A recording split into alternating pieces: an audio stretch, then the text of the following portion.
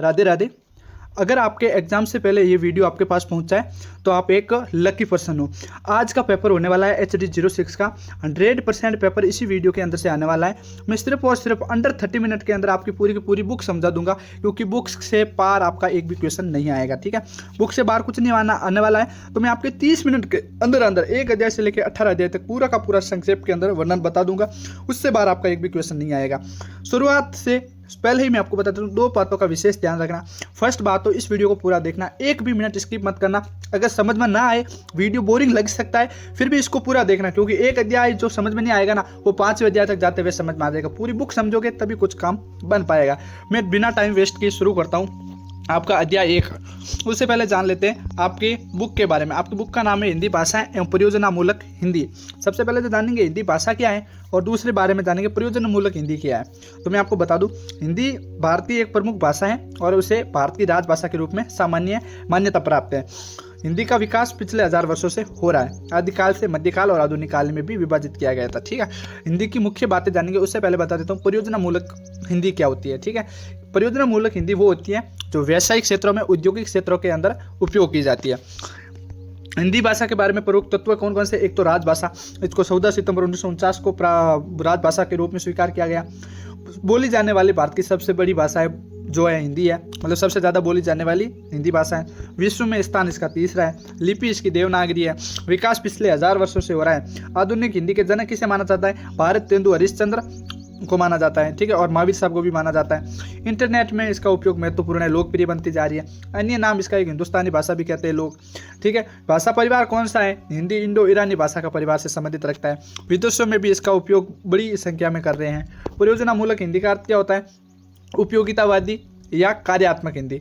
ठीक है, विस्तार से अगर आप समझो तो इस भाषा का महत्व विभिन्न विशेष क्षेत्रों में उपयोग किया जाता है। इसे कामकाजी हिंदी या व्यापारिक हिंदी भी कहा जाता है, मतलब कामकाज से संबंधित इसका प्रयोग मूलक हिंदी का प्रयोग किया जाता है। ठीक है, विज्ञान और तकनीक में इसका प्रयोग किया जाता है। किसका? प्रयोगात्मक हिंदी का।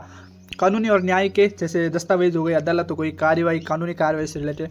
व्यापार और वाणिज्य में इसका प्रयोग किया जाता है। और संचार के माध्यम होते हैं ईमेल, सोशल मीडिया आदि, इनमें इसका प्रयोग किया जाता है। मतलब आपके पूरा पाठ का सारांश यही है कि हिंदी भाषा क्या है, इसका प्रयोग क्या कहा जाता है, और प्रयोग मूलक हिंदी क्या है।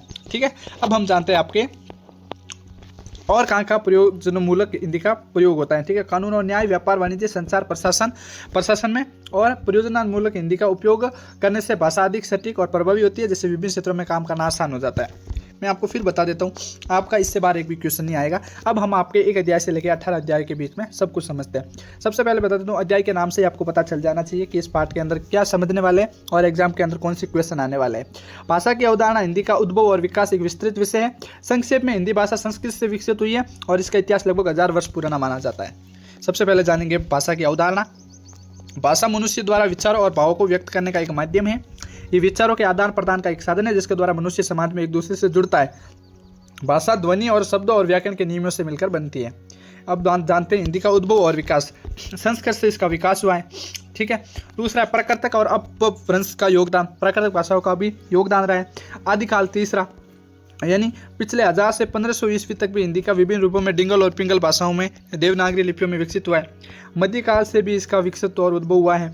मध्यकाल 1500 ईस्वी से 18 ईस्वी तक ब्रज अवधि और खड़ी बोली जैसी बोलियां भी विकसित हुई है। आधुनिक काल 19वीं सदी में भी खड़ी बोली का गद्य के रूप में विकास हुआ है। मानक हिंदी का विकास हुआ है। आधुनिक काल में भारतेंदु हरिश्चंद्र और महावीर प्रसाद द्विवेदी जैसे महासाहित्यकारों ने भी खड़ी बोली को एक अच्छी बोली और अच्छी भाषा के रूप में प्रस्तुत किया है। स्वतंत्रता के बाद 1947 के बाद स्वतंत्रता के बाद हिंदी को राजभाषा का दर्जा मिल गया। हिंदी का महत्व क्या है? आज हिंदी भारत की एक महत्वपूर्ण भाषा है और इसे विश्व भर में बोला जाता है और समझा जाता है। यह न केवल भारतीय राजभाषा है, बल्कि इसका एक समृद्ध साहित्य भी है। इस प्रकार हमने जाना आपका अध्याय 1।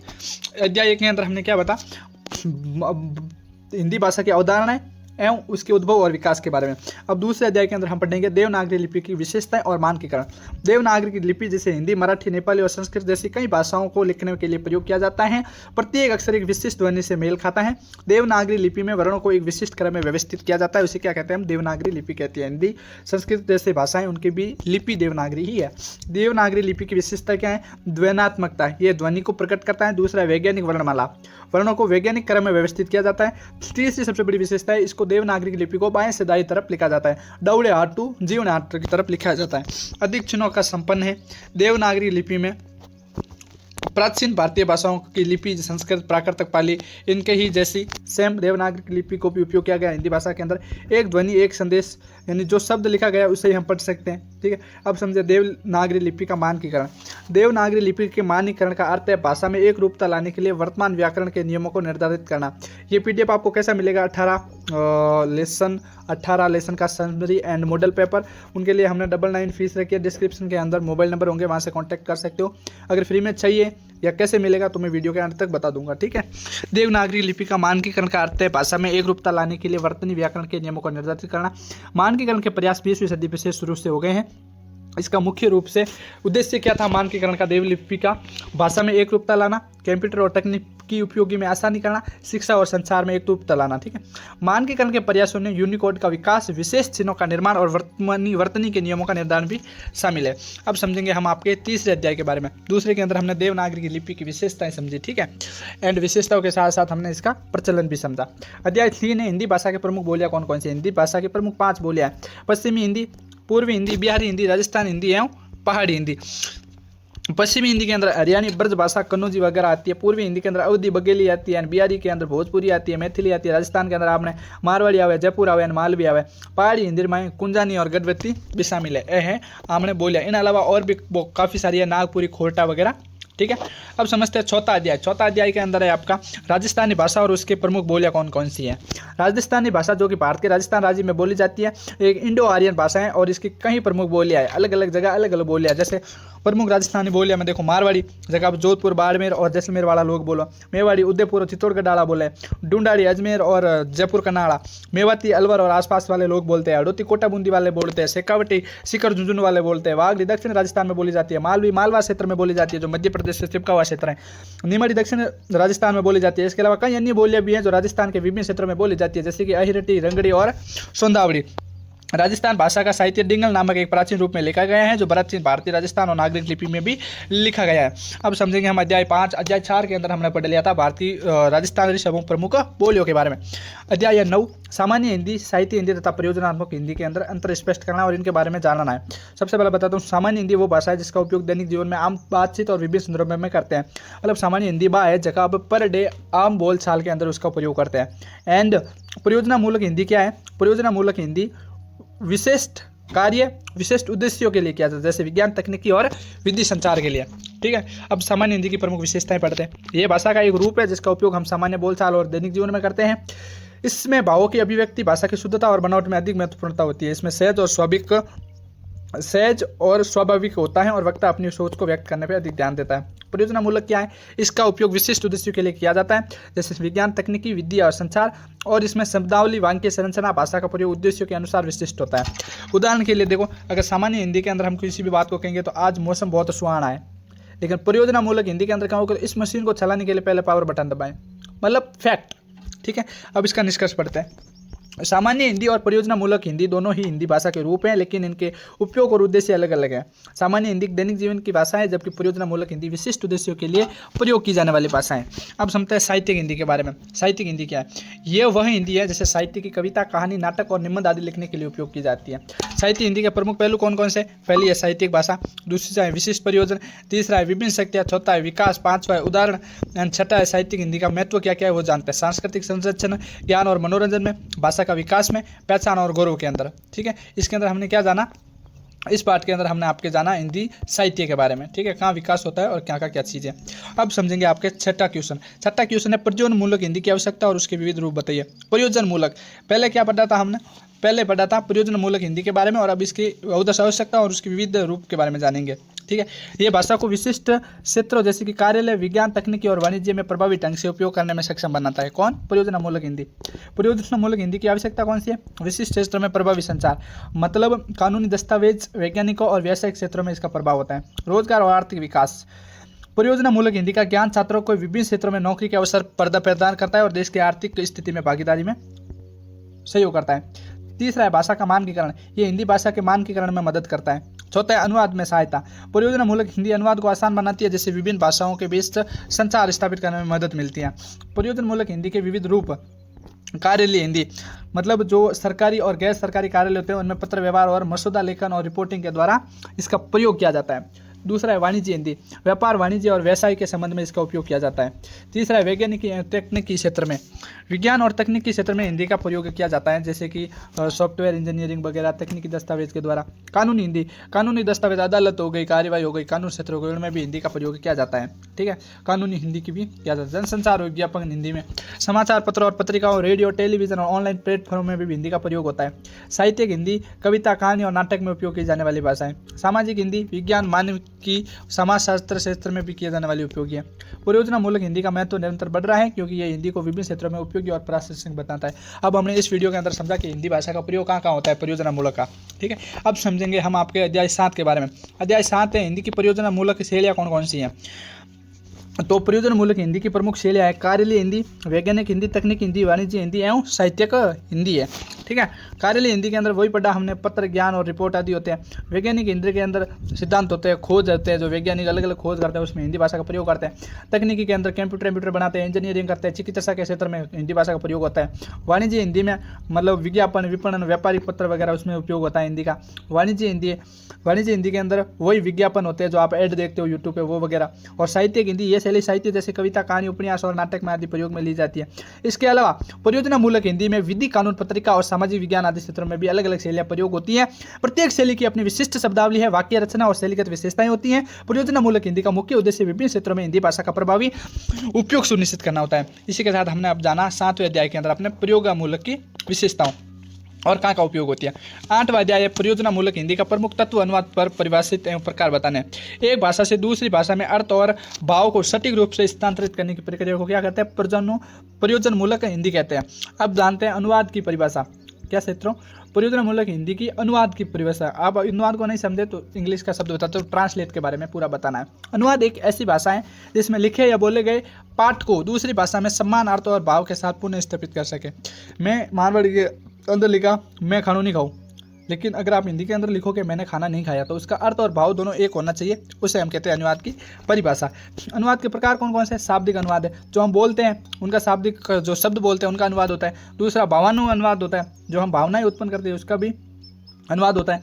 अनुकूलन होता है, ये अनुवाद का एक प्रकार है जिसमें मूल पाठकों को लक्षित दर्शकों, संस्कृति और संदर्भों के अनुसार अनुकूलित किया जाता है। छठा होता है साहित्यिक अनुवाद है, लिटरेचर ट्रांसलेशन। ये अनुवाद एक प्रकार का जिसमें साहित्यिक कृतियों जैसे कविता, उपन्यास और उन सब का ट्रांसलेट किया जाता है। 5वां तकनीकी अनुवाद है, यह अनुवाद एक प्रकार का तकनीकी दस्तावेजों जैसे मैनुअल, विनम्र और पेंटेड का अनुवाद किया जाता है। 6वां कानूनी अनुवाद है, यह अनुवाद वे हैं जो दस्तावेज जैसे अनुबंध, वाद, निर्णय आदि इन सब में किया जाता है। वैज्ञानिक अनुवाद जैसे कि हमने लेख, शोध पत्र, पुस्तकों आदि के बारे में किया जाता है। परियोजना मूलक हिंदी के महत्व को समझते हैं। ज्ञान विज्ञान का प्रयास होता है, अनुवाद के माध्यम से विभिन्न क्षेत्रों में ज्ञान और विज्ञान की प्रगति होती है। दूसरा प्रशासनिक कामकाज में सुविधा होती है। तीसरा कानूनी न्याय में समानता होती है। ठीक है, संचार में सुधार होता है और रोजगार के अवसर मिलते हैं। परियोजना मूलक हिंदी में अनुवाद ज्ञान, सूचना और सेवाओं का एक व्यापक दर्शक तक पहुंचाने का एक महत्वपूर्ण साधन है। ठीक है, प्रशासनिक कामकाज में भी ये अपना भूमिका निभाती हैं, रोजगार के अवसर भी पैदा करती हैं। एंड उसके साथ परियोजना मूलक हिंदी के अनुवाद ज्ञान, सूचना और सेवाओं को व्यापक दर्शकों तक पहुंचाने के लिए भी महत्वपूर्ण है। इसके अंदर हमने क्या समझा, इसके अंदर हमने सब कुछ समझ लिया, पूरा का पूरा पाठ का सारांश समझ लिया। अब समझते हैं आपके अगले अध्याय 9 के बारे में। पिछले 8वें अध्याय के बारे में हमने परियोजना मूलक हिंदी की अनुवाद के बारे में समझा था। अब अध्याय 9 के बारे में समझे, अनुवाद की प्रक्रिया, क्षेत्र और महत्व। भाई ट्रांसलेट की प्रक्रिया क्षेत्र क्या है और इसका महत्व क्या है। इसका क्षेत्र बहुत व्यापक है, बहुत बड़ा है, जिसमें साहित्य, विज्ञान, व्यापार, कूटनीति जैसे विविध क्षेत्र शामिल है। अनुवाद का महत्व इस बात में है कि विभिन्न संस्कृति और भाषाओं के बीच संसार और संबंध को समझना। अनुवाद का मुख्य अर्थ ये है अलग अलग प्रकार की भाषाओं को समझना और उनके बीच मध्यस्थता स्थापित करना। अनुवाद की प्रक्रिया, ठीक है, अनुवाद की प्रक्रिया एक स्रोत भाषा में लक्ष्य भाषा में पाठ का स्थानांतरण शामिल है। इसमें शामिल चरण कौन सा, विश्लेषण है, ठीक है, जिसके अर्थ और संदर्भ और शैली को पहचानना होता है। दूसरा संदेश का स्थानांतरण है। तीसरा पूर्ण लेखन है, जो वापस लिखा जाता है।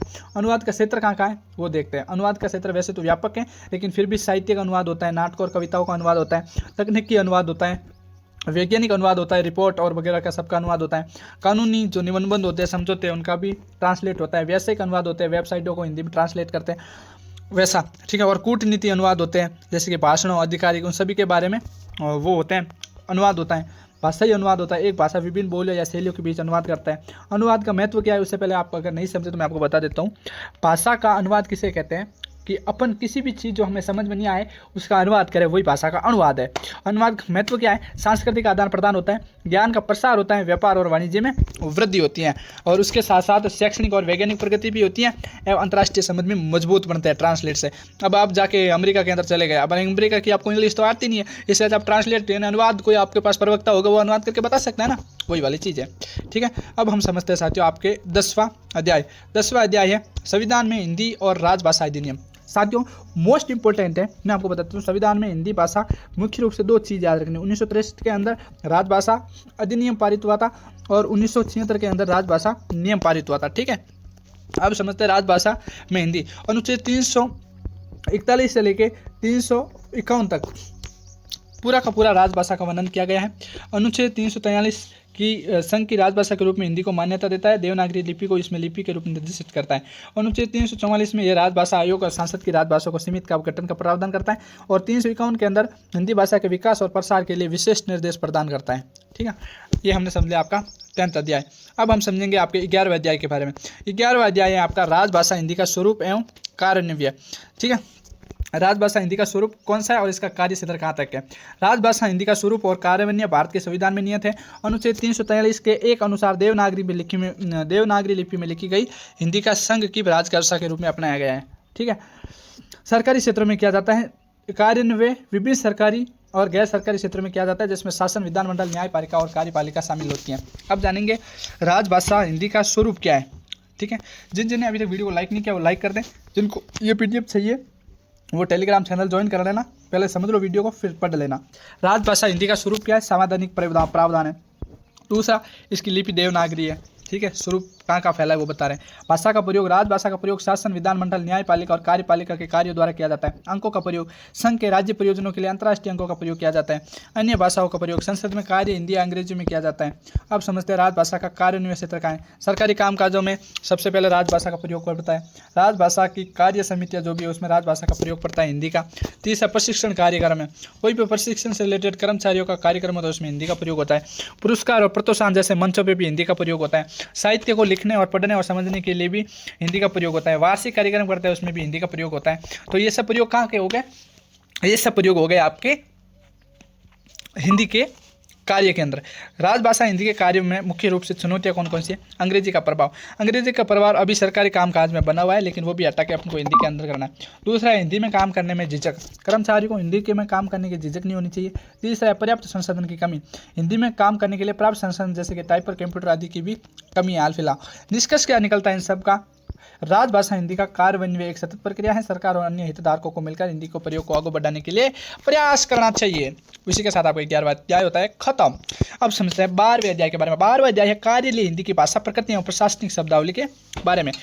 इसकी भाषा प्रकृति में प्रशासनिक शब्दावली का महत्वपूर्ण स्थान है, जो इसे सामान्य बोलचाल की भाषा से अलग करती है। कार्यालय हिंदी की भाषा में प्रकृति, स्पष्टता और सटीकता है, औपचारिकता है, शब्दावली है। उसके साथ संक्षेप में कार्यालय हिंदी में कम से कम शब्दों को प्रयोग करके बड़ी से बड़ी बात की जा सकती है, संक्षेप रूप होता है। ठीक है, अब समझते हैं इसकी प्रशासनिक शब्दावली। परिभाषिक शब्द, ये शब्द किसी भी विशेष क्षेत्र में निश्चित अर्थ रखते हैं, जैसे अधिनियम, अधिसूचना, आदिवासी आदि।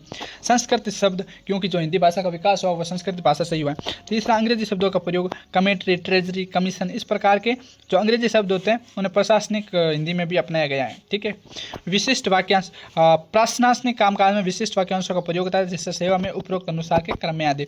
उदाहरण के लिए अगर सामान्य हिंदी में आप कहोगे आप कृपया ये काम कर दीजिए, लेकिन कार्यालय हिंदी के अंदर आप क्या कहो? आप कृपया ये कार्य संपादित करें।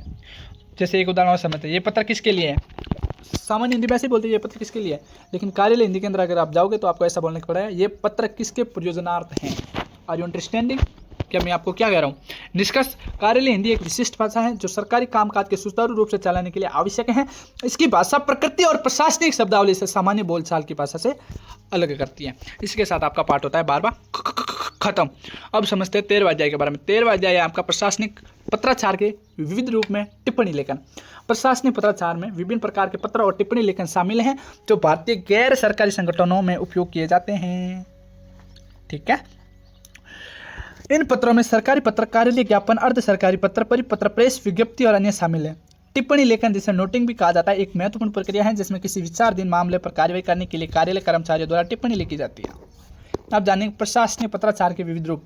एक तो सरकारी पत्र होता है, एक कार्यालय ज्ञापन होता है, एक अर्ध सरकारी पत्र होता है। ये सब इसके विविध रूप है, ठीक है। एक परिपत्र होता है, एक ही विषय पर कई अधिकारियों या विभागों को भेजे जाने वाला पत्र।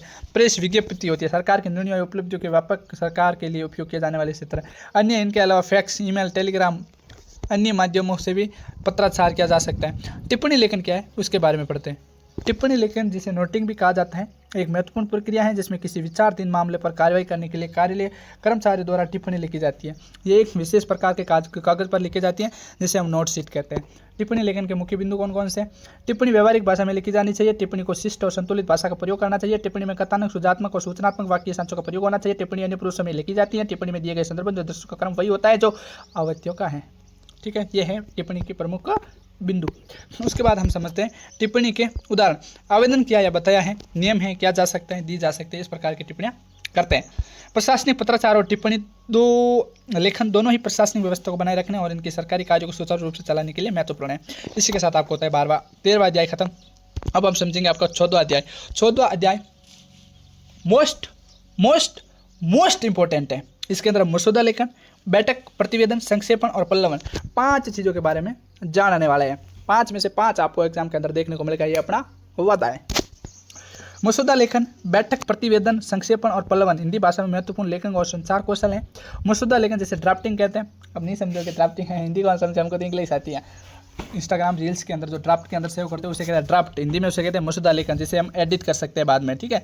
दूसरा होता है बैठक, जिसे मीटिंग कहते हैं, 2 या 2 से अधिक व्यक्ति करते हैं। तीसरा प्रतिवेदन, रिपोर्ट जारी करते हैं, ठीक है। चौथा है संक्षेपण, समराइजेशन, एक विस्तृत पाठ को संक्षिप्त करना। और पल्लवन किसे कहते हैं? एक संक्षिप्त पाठ को विस्तृत करना, एक छोटे पाठ को बड़ा चढ़ा कर लिखना, ठीक है। जैसे पद्य को गद्य में कैसे कन्वर्ट करते हैं। हाँ। फर्स्ट है मसौदा लेखन। मसौदा लेखन किसी भी औपचारिक या अनौपचारिक दस्तावेज को पहला रूप होता है। एक कच्चा प्रारूप होता है जिसे अंतिम रूप देने से पहले संपादित या संशोधित किया जा सकता है।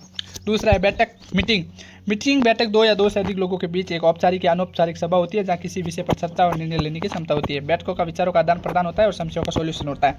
तीसरा होता है प्रतिवेदन एक लिखित दस्तावेज है जो किसी घटना, स्थिति या कार्य के बारे में विस्तृत जानकारी प्रदान करता है। संक्षेपण क्या होता है? किसी भी बड़ी चीज़ को छोटे रूप में आकार देना और पूरा का पूरा समझाना, ठीक है। उसके बाद पल्लवन क्या होता है? किसी छोटी चीज़ को बड़ा चढ़ा कर बताना। ये 5 लेखन संचार कौशल विभिन्न संदर्भों में उपयोग किए जाते हैं और प्रभावी संचार के लिए महत्वपूर्ण भी हैं। 15वां अध्याय आपका वैज्ञानिक व तकनीकी में हिंदी भाषा का प्रयोग। भाई देखो, वैज्ञानिक और तकनीकी में हिंदी भाषा का क्या प्रयोग है उसके बारे में हम जानने वाले हैं। वैज्ञानिक और तकनीकी हिंदी भाषा वैज्ञानिक और तकनीकी विषयों पर हिंदी में लेखन और संचार के लिए प्रयुक्त भाषा को संदर्भित करती है। इसमें ज्ञान, विज्ञान और तकनीकी से संबंधित विभिन्न विषयों पर हिंदी में शब्दावली, अभिव्यक्ति, शैली और लेखन की परंपरा भी शामिल है।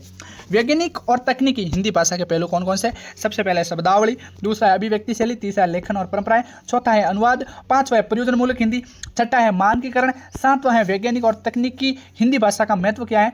6 वो पढ़ लिया, अब इसका पढ़ते हैं। वैज्ञानिक और हिंदी भाषा का महत्व क्या है? ज्ञान का प्रसार होता है, भाषा का विकास होता है, राष्ट्रीय एकता बनती है, शिक्षा का माध्यम बढ़ता है। वर्तमान स्थिति क्या है वैज्ञानिक और तकनीकी क्षेत्र में हिंदी की, उसके बारे में पढ़ते हैं।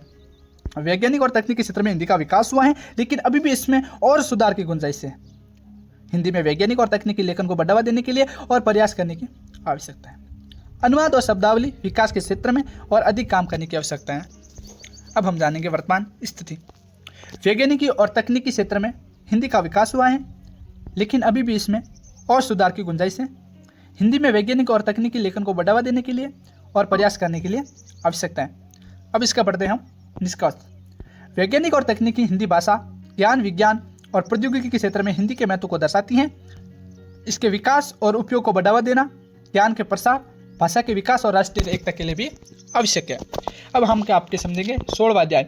16वां अध्याय है जनसंचार माध्यम तथा विज्ञापनों में हिंदी। जनसंचार माध्यमों और विज्ञापनों में हिंदी का प्रयोग लगातार बढ़ रहा है। विज्ञापन जो किसी उत्पाद या सेवा को बढ़ावा देने का एक महत्वपूर्ण माध्यम है, अब हिंदी में भी व्यापक रूप से प्रसारित हो रहा है। खासकर भारत में जनसंचार माध्यमों से हिंदी का उपयोग न केवल विज्ञापन बल्कि समाचार, मनोरंजन और सूचना के रूपों में भी हो रहा है। अब समझेंगे सबसे पहले जनसंचार माध्यमों में हिंदी। पहला है विभिन्न माध्यम। संचार के बहुत सारे माध्यम है, इंटरनेट, हिंदी, टेलीविजन वगैरह सब। लोकप्रियता, हिंदी में जो विज्ञापन दिखते हैं, जो एड शो होते हैं, वो सब। प्रभाविता, हिंदी विज्ञापन अधिक प्रभावी होते हैं क्योंकि लक्षित दर्शकों को उनके हिसाब से ही आपको ऐड दिखाया जाता है। अब मेरा एजुकेशन वीडियो देख रहे हो तो यहाँ पे आपको एजुकेशन रिलेटेड ऐड दिखाई जाएंगे। आप क्या सोच रहे हो, लैम्बोर्गिनी की ऐड दी गई? नवाब है ना। प्रभाविता, हिंदी विज्ञापन अधिक प्रभावी होते हैं क्योंकि वे लक्षित दर्शकों के साथ बेहतर ढंग से जुड़ते हैं और उनकी भाषा में संदेश पहुंचाते हैं। भाषा का विकास होता है इससे, ये तो आप सभी को पता है। विज्ञापन में हिंदी, रचनात्मक, विज्ञापनों में रचनात्मक शैली का प्रयोग किया जाता है। दूसरा सरलता, सरल भाषा का प्रयोग किया जाता है विज्ञापनों के अंदर। तीसरा है उपमा और मुहावरों का प्रयोग किया जाता है। देख लेना कभी दीपिका पादुकोण एंड अपने विराट कोहली जी जब भी कुछ भी कोई प्रमोशन करते हैं तो वहाँ पे कभी कभी ना हिंदी के मुहावरे का भी प्रयोग करते हैं। Are you understand. पांचवा है संवादात्मकता। छठा है डिजिटल माध्यम से। एंड इसी के साथ आपका 16वां अध्याय भी पूरा कंप्लीट होता है। ठीक है, अब हम समझेंगे निष्कर्ष इसका। 16वां अध्याय कंप्लीट, इसका निष्कर्ष समझते हैं। जनसंचार माध्यमों और विज्ञापनों में हिंदी का प्रयोग हिंदी भाषा के विकास और प्रसार में महत्वपूर्ण भूमिका निभा रहा है। हिंदी विज्ञापन न केवल व्यावसायिक रूप से सफल हो रहे हैं बल्कि वे हिंदी भाषा को भी लोकप्रिय बना रहे हैं। ठीक है, इसी के साथ ये होता है आपका 16वां अध्याय भी कंप्लीट। 17वां अध्याय वाणिज्य व्यवसाय में हिंदी व बैंकिंग प्रणाली में हिंदी का क्या महत्व है। भाई देखो, हर जगह तो हिंदी को घनी महत्व है, राजभाषा प्रयोग कर दी, लेकिन क्या वाणिज्य से व्यवसाय में और बैंकिंग प्रणाली में भी हिंदी का कोई महत्व है, वो भी जानते हैं। वाणिज्य शब्द का प्रयोग व्यापार और व्यवसाय से संबंधित गतिविधियों को दर्शाने के लिए किया जाता है। इसमें वस्तुओं सेवाओं को खरीदी बिक्री विपणन में आदि हिंदी भाषा का सहर्ष प्रयोग किया जाता है। वाणिज्य में हिंदी का उपयोग क्या है अभी पढ़ते हैं। व्यापार और व्यवसाय, हिंदी का उपयोग व्यापार और व्यवसाय के क्षेत्र में व्यापक रूप से किया जाता है। दूसरा संचार, ग्राहकों को प्रभावी ढंग से संवाद करने के लिए हिंदी भाषा का प्रयोग किया जाता है। विपणन के द्वारा हिंदी भाषा का प्रयोग किया जाता है। ग्राहक सहायता के लिए, अगर आपके पास मीशो से कोई ऑर्डर क्लिक करते हो और आपको सहायता चाहिए होती है तो आप फोन करते हो, तो आप क्लिक करते हो ना मेरे को हिंदी के अंदर सुनना है, तो आपको हिंदी के अंदर बात करनी होगी। ठीक है, और वाणिज्य में इसका क्या उपयोग रहता है, व्यापार और व्यवसाय के बारे में, संचार, विपणन और ग्राहक सहायता, वित्तीय लेन देन, बाजार अनुसंधान आदि रूप में रहता है। ठीक है, अब समझेंगे इसके हम उदाहरण। एक कंपनी हिंदी में विज्ञापन बनाकर हिंदी भाषी ग्राहकों को आकर्षित करती है। एक बैंक हिंदी में ग्राहक सहायता सेवाएं प्रदान करके अपनी ओर आकर्षित करता है। एक ई कॉमर्स वेबसाइट हिंदी में उत्पादन विवरण और ग्राहक को सहायता प्रदान करती है। संक्षेप के अंदर हम समझे तो हिंदी वाणिज्य और व्यवसाय एक महत्वपूर्ण हिस्सा है जो व्यवसायों को हिंदी भाषी ग्राहकों के साथ प्रभावी ढंग से जुड़ने और उनमें व्यवसाय को विकसित करने में मदद करता है। अब आपका लास्ट फास्ट एकदम शानदार चीज़ बताते हैं, बैंकों में राष्ट्रीय बैंकों के अंदर हिंदी का क्या महत्व है। ठीक है, अनुच्छेद 345 के अनुसार राज्यों के कार्यकालीन कार्यों के लिए क्षेत्रीय भाषाओं का प्रयोग अधिकृत किया गया है। बैंकों के सभी लाइन बोर्ड, काउंटर बोर्ड, नाम बोर्ड और अन्य बोर्ड, प्ले बोर्ड इत्यादि हिंदी भाषी क्षेत्रों में लिखा होना चाहिए। ठीक है ना, अब समझते हैं आपका 18वां अध्याय। उससे पहले समझ लेते हैं अंग्रेजी अलावा हिंदी में भी प्रतिष्ठित किए जाने चाहिए, इंग्लिश के साथ साथ हिंदी में भी लिखा होना चाहिए। अब 18वां पार्ट है, ये कितना इंपॉर्टेंट है आपके लिए, इतना इंपॉर्टेंट है और आज आप एग्जाम के अंदर देखने को मिलेगा। रक्षा, सेना, विधि, न्याय और रेलवे विभाग में हिंदी का क्या महत्व है। पूरा का पूरा शास्त्र आ गया मेरे भाई। रक्षा, सेना, निधि, न्याय और रेलवे विभाग में हिंदी का उपयोग विभिन्न स्तरों पर किया जाता है। रक्षा में कहाँ उपयोग किया जाता है, इसका आधिकारिक संचार, प्रशिक्षक सामग्री और युद्ध के मैदान में किया जाता है। किसमें, रक्षा और सेना के रूप में। और रेलवे और विभाग में कब उपयोग किया जाता है, विधि और न्याय में कब उपयोग किया जाता है, जब हिंदी का उपयोग अदालती काम हो, कानूनी कार्रवाई हो, दस्तावेज उसमें किया जाता है। रेलवे विभाग और हिंदी का उपयोग कब किया जाता है, टिकट बुकिंग, घोषणा और यात्रियों के साथ संवाद में किया जाता है। ठीक है, नहीं समझे समझा देता हूँ। रक्षा और सेना में हिंदी का प्रयोग कहाँ कहा जाता है, जब युद्ध के मैदान में, प्रशिक्षण के समय, संचार के समय हिंदी का प्रयोग होता है। न्याय और विधि में कब होता है, जब कानूनी दस्तावेज हो गए, कार्यालय दस्तावेज हो गए, उसके संबंध में। रेलवे विभाग में हिंदी का कहाँ प्रयोग किया जाता है, फलानी ट्रेन फलाना बज के फलाना मिनट पर जाने वाली है, वहाँ पे हिंदी का प्रयोग होता है। अब समझते हैं रक्षा और सेना के आधिकारिक संरचना, प्रशिक्षण युद्ध के मैदान में होता है, जो हमने समझ लिया। दूसरा है रक्षा और सेना, ठीक है, और दूसरा है अपना विधि और न्याय, अदालतें, कानूनी दस्तावेज एंड आम जनता के पास में संवाद होता है, वो हम करते हैं। रेलवे में टिकट बुकिंग, घोषणाएं, यात्रियों के साथ संवाद में।